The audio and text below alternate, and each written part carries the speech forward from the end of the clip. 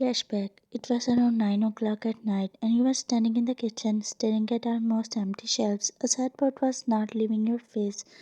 As you were looking at the meager contents of pantry, a can of beans, half of a bag of rice, the spices containers which were fully empty. Suddenly the sound of front door startled you. You turned around to see Nick, your boyfriend. His steps inside, his tie loosened. Throwing his tie and briefcase on the wooden table, he walked towards you in the kitchen. Nick, Ryan, where is the dinner? I am starving. You hesitated, gripping the edge of the counter. Ryan, I didn't make it. Nick's head snapped towards you.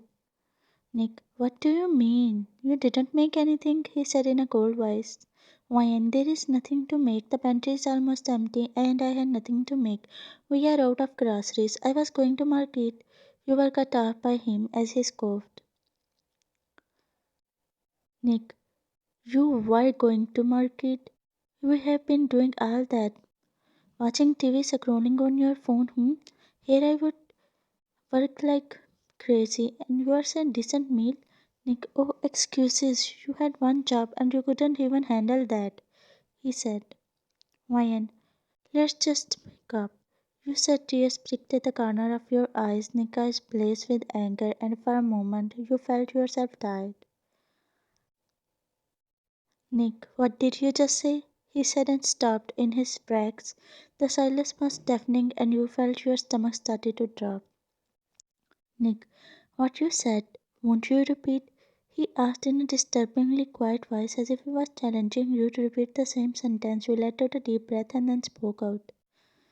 Ryan, I said I don't want to live with you anymore. You looked into his eyes. He smiled and walked up to you.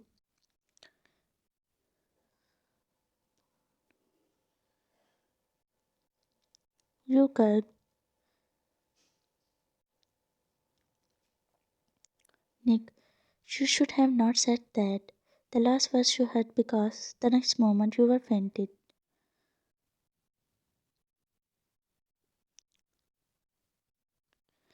Saying that, he left outside from the main door. Tears started to fall down on your cheeks. You never thought Nick would be like this. You stumbled your way to the table where your mobile phone was placed. With trembling hands, you picked it up from the table and dialed your friend's number. The phone rang a few times, and finally you were blessed to hear her confronting voice whine. Hey Isabella, I'm not fine. Please come and pick me up, you said, breathing. Isabella, I am coming. Don't worry, everything will be fine, she said in a low, sad voice. You heard the keys jiggling and the door slamming through the phone. Isabella, I will be right there in no time. Just come out of your apartment, she said as you heard her starting the car engine. Ryan, I will be out. You just come. You said, and somehow standing up from the marble floor, you walked outside. After a few minutes passed, and you heard the car honking. Sighing in a relief, you rushed towards the car, and as soon as you sat inside, Isabella started the engine. You let out a sigh of relief as you finally went to her house. Flashback ends 2 weeks later. You hear the sounds of her mixed with the bright light of sun shining through windows. You yawn sitting straight on the bed. You felt a pain all over your body as the wooden bed was creaked and was not in a condition to sleep on, but you were content with it as you still had a roof to cover your head.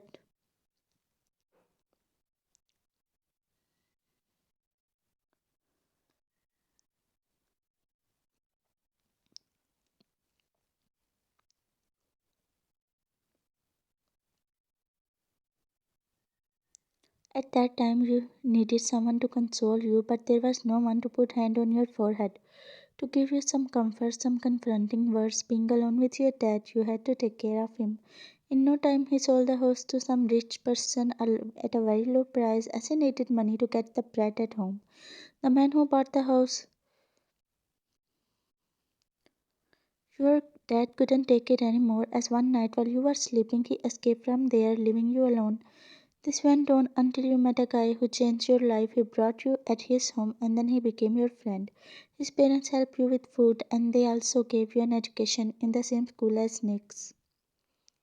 6 months ago on your birthday, Nick asked you to be his friend, to which you said yes. You clearly remember the night, that stormy night, when you were laying on the bed and was almost to sleep, but just then your room door swung open.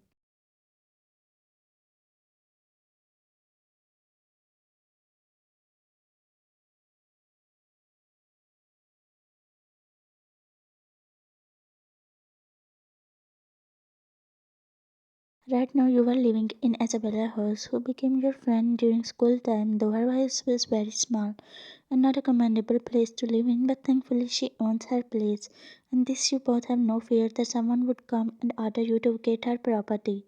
You knew you can live there peacefully. Back to the main story. You took a deep breath and removed the curtains. The bright sun hit your face, wakening you up completely. You smiled and then you went to the bathroom to brush your teeth.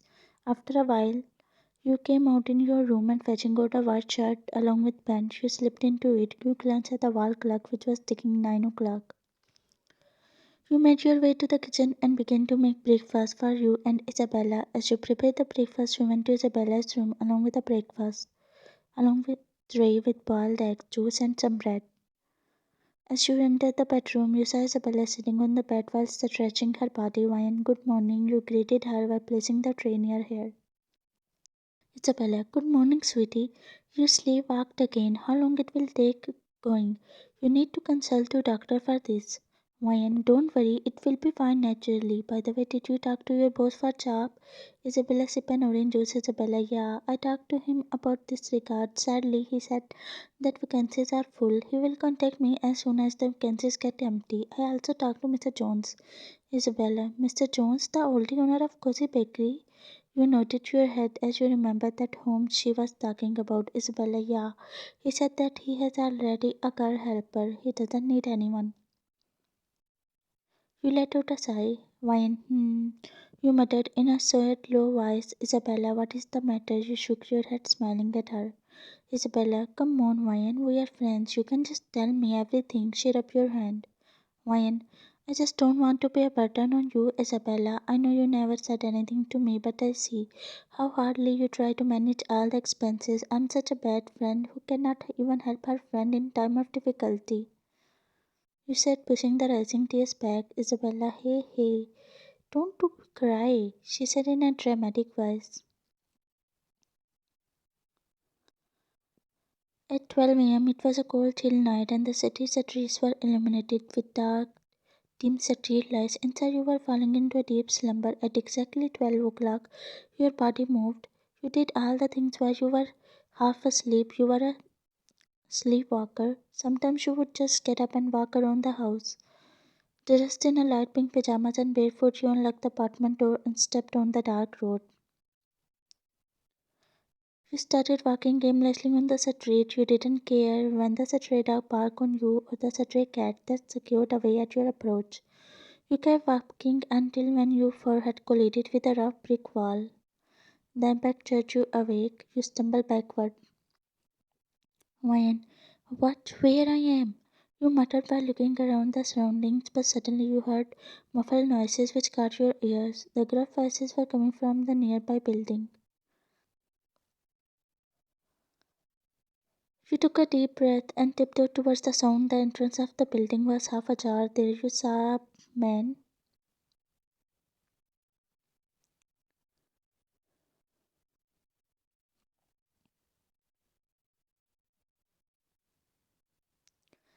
Your breath hitched in your throat as you decided to run away, but that moment the man's eyes fell on you. Your mind raced. You look around and then grabbing a nearly melted pipe, you smashed it against the wall as it created a deafening clang. Wyan, police is here. If you value your freedom, leave now, she said, hiding. The men got alert. They looked at each other and became terrified. They ran away from there, leaving the injured man behind. You exhaled in a relief and ran to a man.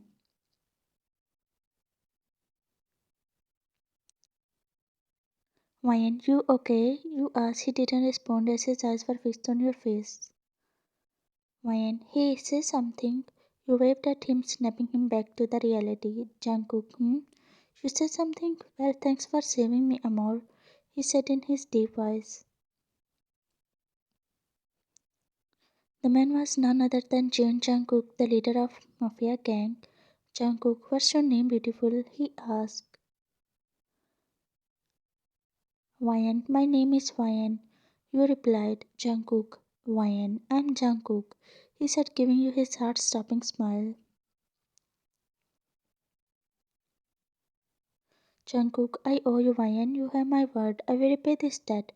Ryan, just stay out of trouble. You shrug. Jungkook, no, I wouldn't. You need something. Just tell me. Ryan, I need a job, but I'm not able to find it. You said, thinking about Isabella. Jungkook thought for a while and then spoke. Jungkook, you mind if I ask you to work at my place? You thought for a while and then spoke. Ryan, no, no, if I get a nice pay in return. You said you just wanted to help Isabella with that money. Jungkook, don't worry. Fine, fine then. I have no problem working at your place. She said while smiling back at him. Jungkook, okay. There is a tour of my house. You would be working tomorrow at 1 o'clock at this address. He said, fetching out a card from his pen pocket. Fine, I can't thank you enough for that. You gave him a wide smile. Jungkook looked at you with a bright smile. The next morning, the light wind blew through your hair as you walked down the path. Your stomach was full of butterflies. You looked at the card for one more time just to make sure that you were heading to the right place. You walked past by a few oak trees and then a huge mansion came in view, your mouth wide open seeing the mansion. It was huge with black paint. It seemed like it had come out of a gangster movie in which the hero owns a mansion like this. Why, he didn't mention that he is that much rich. There were four men standing on the main door, all wearing black suits, as they looked at you suspiciously until a red-haired guy came from inside. What guy? Hello, Lee Mayan. Mayan, yes. You gave him a little wave nervously. Guy, you came for the tour? He asked. Guy, please come inside, he said politely. You nodded your head and followed him to the inside. The guy led you through a variety of hallways and finally led you to a room. The guy turned around with a smile. Guy, here is your room. Get some rest. We'll see you in the evening, okay? At 5 o'clock. Fine. Yeah, sure. You said and headed back inside the room. The room was cozy and beautiful as per your liking. You found yourself on the bed and didn't realize when you fell into a deep slumber. 4:45 o'clock, you woke up by the knocking sound on your door. You yawned and went to open the door. As you opened it, it revealed a woman in her 50s. She had a woman. Get ready. You need to make the food for young master, she said. You nodded your head while grabbing a dress. Wine. Yes, I just need to change in a dress. The woman nodded her head and then left. You locked the door and quietly slipped into a dress. The dress perfectly fitted on your figure. It took you almost 10 minutes to find the kitchen. As you reached there, you saw the same old woman. She was assigning the other maids.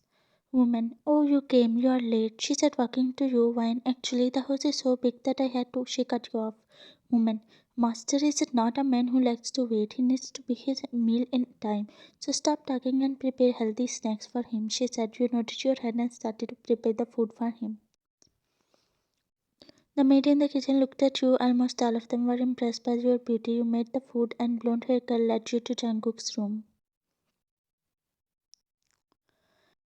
Girl, you can go inside. Best of luck, she said and left. You took a deep breath and slowly knocked at the door. You were a bit nervous. Jungkook, come inside. His cold wife from inside made you shiver. You slowly opened the door, and careful not to drop anything.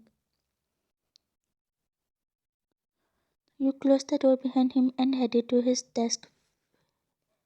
Jungkook, place it here, Miss Susie, he said without looking up. Why, Miss Susie? Is he mistaking me with that blonde haired girl? You thought in your mind. Wine, enjoy your meal, master, you said looking downcast. A familiar voice of yours made Jungkook shoot his head up from the book. And while he was reading, his heartbeat raised when he saw you. Jungkook, Wine, you? He stood up from his chair and looked at your beautiful face. Wine, yes, master. Your cheeks flushed. Jungkook, Wine, you?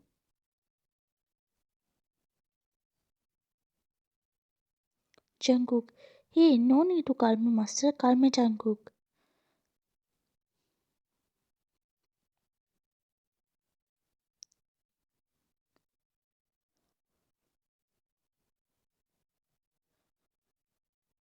Now excuse me. You stuttered while red cheeks and was about to go out when Jungkook called you from behind. Jungkook, thanks for coming, Amor, he said in his melodic voice, his words did back lip on your heart. No need, it's my duty. You said and then left.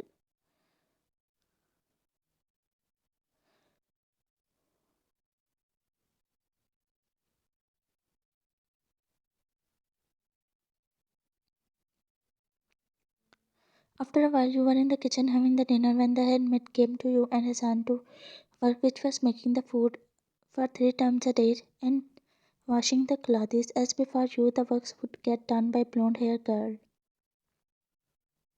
You nodded your head and went to do the laundry. After washing the clothes, you got really tired and went to your room to take rest. You woke up by the loud banging on your room door. You hurriedly opened the door to see the head maid. The master is calling for all the maids present in his room, she said in a panic voice. You nodded and walked behind her. Reaching his bedroom, you got startled. All the maids were standing in a line with their heads down while Jungkook was sitting on the armchair. He had a white color shirt in his hand. Jungkook, who washed my clothes today? He asked. Jungkook, I said who washed the clothes? Headmaid, it's. She looked at your scared face. Headmaid felt sad for you, but she couldn't put her life in a danger, so she spoke out. Headmaid, it's fine, master. She started looking downcast. Jungkook had skipped a beat hearing your name. He looked around, his eyes searching for you, and finally he found you standing behind the blonde-haired girl. He smiled to himself as he stood up from the chair and walked towards you.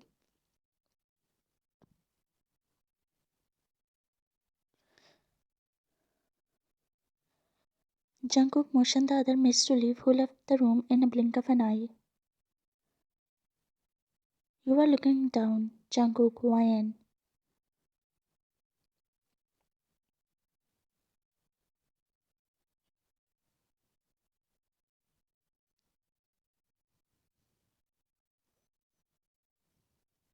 Mine. I wash your clothes, master. I was tired last night. You said a small pout appeared on your lips. Jungkook, don't be scared, YN. He asked, making you gulp. You nervously look around. Jungkook, come on, just tell me. His voice was reassuring, on which you could trust. YN, nobody told me. I just overheard Susie's conversation with the headmaid. Jungkook smiled. Jungkook, and you thought of me. He said his words were genuine, which were compelling you to believe in him.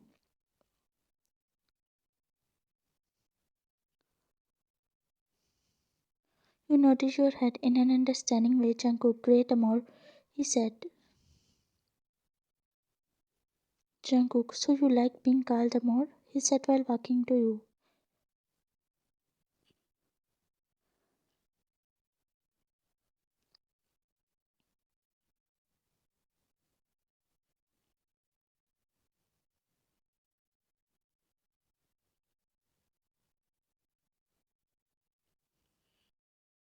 One month later, at 12 a.m., Jungkook was woken up by a loud thud.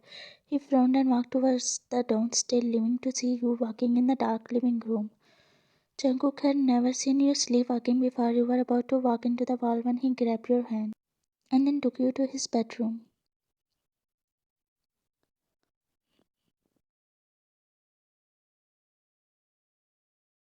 This morning, you woke up by the sunlight. You looked around to find yourself on the bed.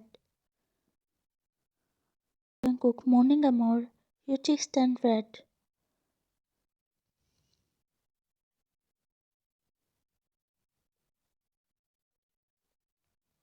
Jungkook, you sleepwalked.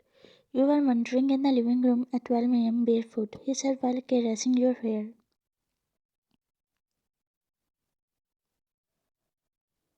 Jungkook, can you please stay there? He asked in a pleading voice. You nodded shyly. Suddenly you heard a voice. You both got up and walked to the room from where the voices were coming. Jungkook swung open the door only to see Isabella. You both looked at them and giggled to each other.